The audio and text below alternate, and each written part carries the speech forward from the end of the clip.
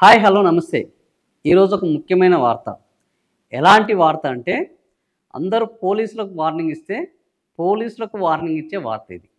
అదేంటి పోలీసులకు వార్నింగ్ ఇచ్చేది ఒక ప్రభుత్వం కదంటే ప్రభుత్వం కాదు. ప్రభుత్వంలో అసలు సంబంధం లేదు. ఐబొమ్మ మీరు ఈ పేరు చాలా వినే ఉంటారు. ఐబొమ్మ అంటే కొత్త సినిమాలు సినిమా థియేటర్‌కి చూడకుండా మంచి ప్రింట్ క్వాలిటీతో సినిమా చూడాలనుకునే వాళ్ళకు care of address iBomma. So, ఈ ఐబొమ్మ వాళ్ళు ఒక సంచలనం ఈరోజు బయటికి చెప్పారు. ఏంటి అంటే పోలీసులకు వాళ్ళు వార్నింగ్ ఇవ్వడం. ఐబొమ్మ నిన్న నిన్నటి సిపి, ఈరోజు మాజీ CP CV Anand press meet పెట్టి పైరసీ చేస్తున్న ఒక ముఠాను వాళ్ళు పట్టుకోవడం జరిగింది. ఆ ముఠాలో ఐబొమ్మ వాళ్ళు ఉన్నారు. ఇంకా మేము ఐబొమ్మ మీదనే ఫోకస్ పెడతాం, వాళ్ళందరినీ పట్టుకుంటాము అని ప్రకటించడం జరిగింది.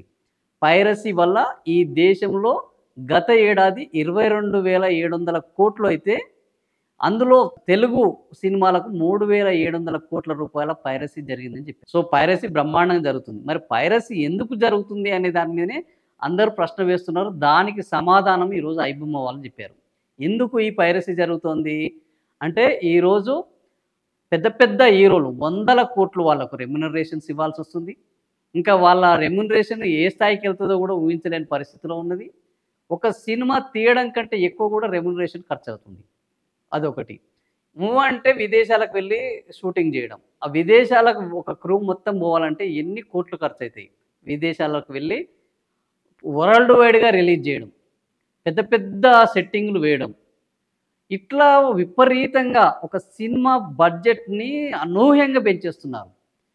సో, కంటెంటు ఉన్న చోట కటౌట్ అవసరం లేదని చెప్తూనే కంటెంట్‌తో పాటు విపరీతంగా కరెన్సీని అందులో వెదజల్లి సినిమా బడ్జెట్‌ను పెంచి మాకు పెద్ద సినిమాలకు టికెట్లు పెంచుకోవడానికి అవకాశం ఇవ్వమని ప్రభుత్వాల దగ్గరికి వెళ్తున్నారు. వాళ్ళు కూడా ఇస్తున్నారు. మనం నిన్న మొన్న కూడా చూడడం జరిగింది. పవన్ కళ్యాణ్ సినిమాకు రూ. 1000 ప్రీమియం షో టికెటు 8,000, 10,000కి అమ్ముడుపోయింది. సో, ఒక సాధారణ మధ్యతరగతి కుటుంబం వాళ్ళు పండగ వచ్చిందంటే ఒక ఫ్యామిలీతో సినిమా చూడాలంటే ఈరోజు చూసే పరిస్థితి లేదు. అక్కడ పాప్‌కార్న్ కొంటే రూ. 1000 అవుతుంది. సో, టికెటే రూ. 1000, రూ. 800, రూ. 600 ఏంటి ఈ టికెట్ల ధరలు? సో, ఈ పైరసీ రావడానికి కారణం సినిమా వాళ్ళే అనేది ఈరోజు జనాల అందరిలో ఉన్నది.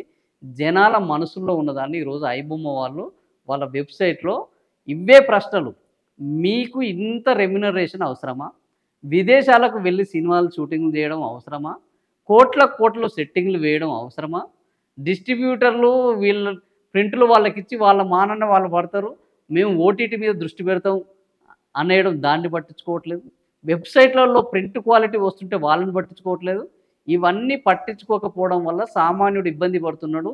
సామాన్యుడికి తెలుగు సినిమాని అందుబాటులోకి తీసుకురావడమే ఐబొమ్మ. ఐబొమ్మ అంటే విదేశాల బొమ్మ కాదు.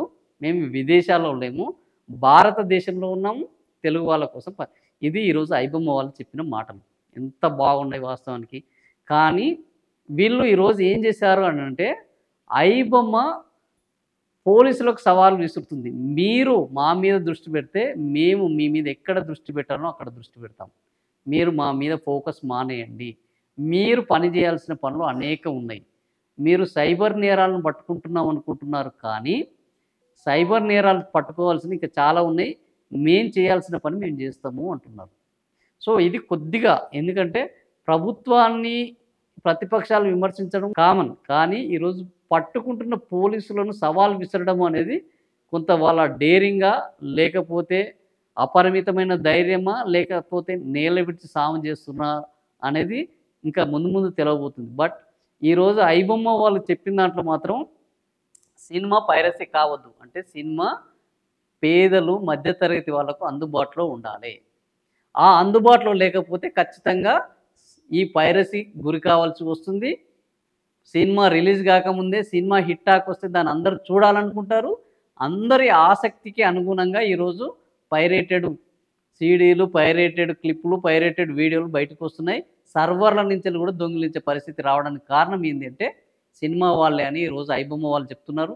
మరి ఐబొమ్మ వాళ్ళను నిజంగానే పట్టుకుంటారా? ఐబొమ్మని కట్టడి చేస్తారా? ఐబొమ్మని కట్టడి చేస్తే ఇంకొక ఐబొమ్మ ఈరోజు ఒక సైట్‌ని కట్ చేస్తే ఇంకొక సైట్ వస్తుంది. సో వ్యవస్థలో మూలాలని మనం పరిశీలించినంత వరకు, ఆ సమస్యకు పరిష్కారం చేయనంత వరకు ఇలాంటి సమస్యలు, సవాళ్ళు వస్తాయి. మరి ఇప్పుడు సినిమా వాళ్ళు ఆలోచించాలి. ఈ పెద్ద పెద్ద బడ్జెట్ల పేరుతోటి టికెట్ల రేట్లను భారీగా పెంచేసి జనాలను దోచుకునే ఇప్పటికి 1000 సార్లు ప్రభుత్వం చెప్పింది. మీ దగ్గర ఒక కోకా కోలాకు రూ. 300 ఎందుకుంటుంది? ఒక సాఫ్ట్ డ్రింకు రూ. 500 ఎందుకుంటుంది? ఈ పాప్‌కార్న్‌కి అంత రేట్ ఎందుకుంటుంది? మీరెందుకు ధరలు తగ్గించారంటే వాటి గురించి మాట్లాడరు సినిమా వాళ్ళు. కానీ ఈ పైరసీ వల్ల మేము నష్టపోతున్నాం. అవును, పైరసీ వల్ల మీరు నష్టపోతున్నారు. మీ వల్ల జనాలు నష్టపోతున్నారు. అంత బడ్జెట్ అవసరం లేదు అని, అన్నన్ని కోట్ల రెమ్యునరేషన్ అవసరం లేదు అన్నప్పుడు మీరు కూడా పునరాలోచిస్తే ఇలాంటి పైరసీకి ప్రజలు కూడా పట్టం కడతారు. ఈరోజు ప్రజలు సినిమా డిస్ట్రిబ్యూటర్ల వైపు, నిర్మాతల వైపు లేరు.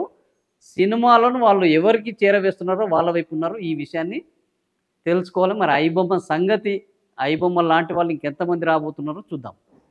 ఈ వీడియో మీకు నచ్చితే లైక్ చేయండి, షేర్ చేయండి, సబ్స్క్రైబ్ చేయండి. Thank you for watching.